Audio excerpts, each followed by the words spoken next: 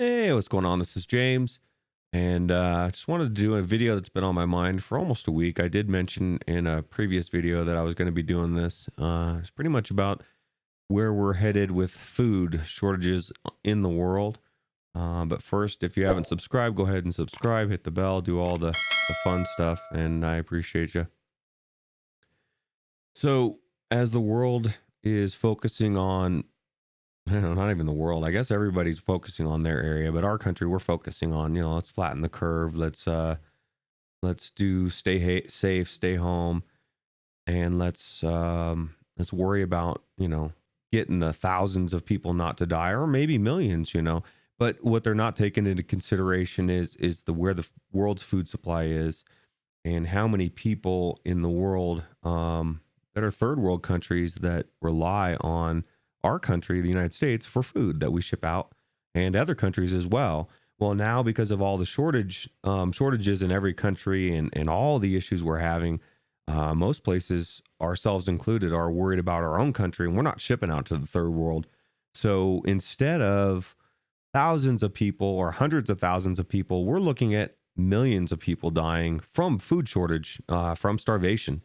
And so let's get into this. Coronavirus, world risks biblical famines due to pandemic. UN. The world is at risk of widespread famines of biblical proportions caused by the coronavirus pandemic, the U.S. warned. David Beasley, head of the World Food Program, said urgent action was needed to avoid a catastrophe. A report estimates that the number suffering from hunger could go from 135 million to more than 250 million. Um, and that's not just people going suffering from hunger. These are people that are going to die. If you don't know that when you are very hungry and starving, your immune system is going to go down. So even if you do come in contact with any flu, any disease, that's why the risk over there is higher of death than over here, or one of them anyway. And this just goes into, South Sudan. 61% of the population was affected by the food crisis last year, and that was before any of this happened. And this goes into really good detail about it. This wanted to point out, like in an interview, Beasley also exposed the fear that 30 million people and possibly more could die in a matter of months if the UN does not secure more funding and food.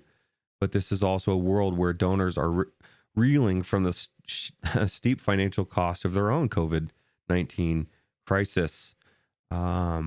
So that's the main point of this whole thing. So as we've ran inside and we've hid under our beds, and we've looked under the covers, and we've put on our masks, and we've looked at each other like everybody's suspect, and we're just going to kill millions of people in the third world.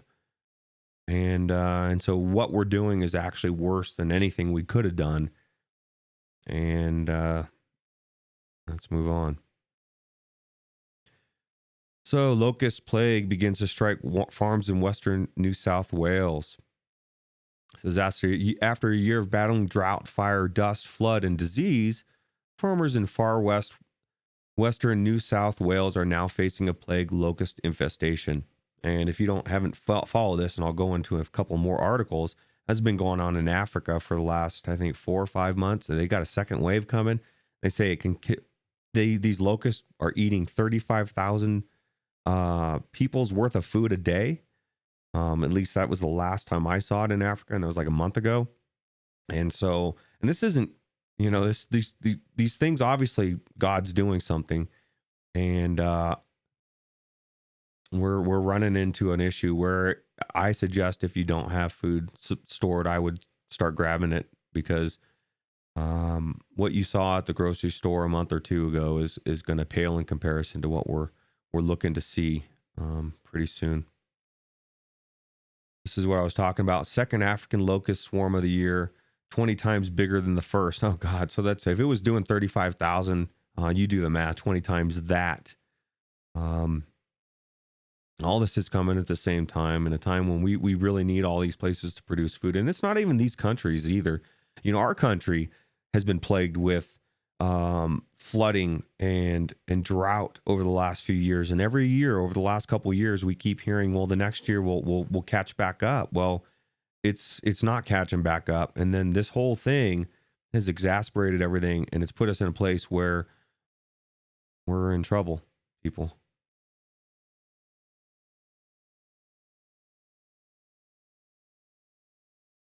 Oh God. Okay.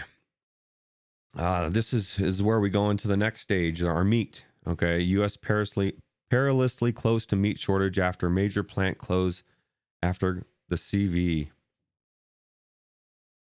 World's biggest pork producer is shuttering a major U.S. plant indefinitely after a CV outbreak among employees, with the company warning that closures across the country are taking American meat supplies perilously close to the edge of shortfalls. Um, you know, Smithfield, there's several of them. Okay.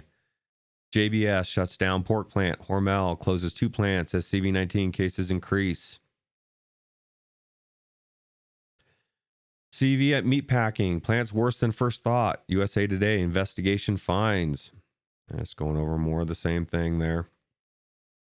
Tyson Foods. Yeah, anybody heard of Tyson Chicken? Tyson Foods idling its largest pork plant amid Iowa outbreak.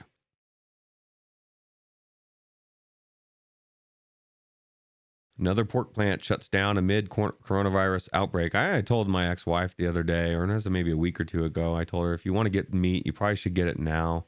Because not only is it going to be hard to find, the price is going to significantly skyrocket. It just has to. There's no way they can try to maintain anything without the price going up as the supply goes down and the demand goes up. It's simple economics. Yeah, foods chain's weakest link, slaughterhouses. There's just several articles. I'm not going to go over them all just for the sake of time, and it's pretty redundant. You obviously you can read, and if you want to go read into any of these articles, you got the titles. After brutal spring's floods, U.S. farmers face big losses. I think this might have been from last year. So yeah, this was pretty much telling me, or to show you that yeah, we've because of all the flooding, the droughts all over the United States, and we are the breadbasket of the third world. There's going to be massive starvation and death from this decision that we've all went along with, as we're finding the numbers are significantly lower, 55 times lower than what they were telling us, as I went into my last article. And yeah, it's insane.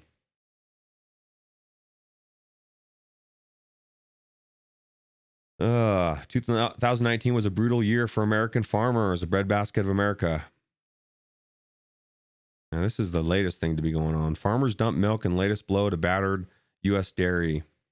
Farmers dump milk, break eggs as CV restaurants closing, destroy demand.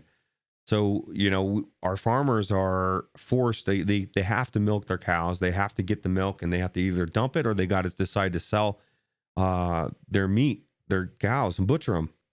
And that's what they're doing. And so we are running out of options, folks.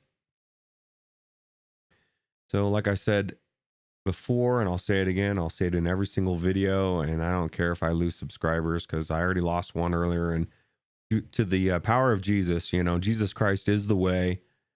If you don't know him, seek him now. Time is running out. Time is short. And God bless you, and I will see you next time.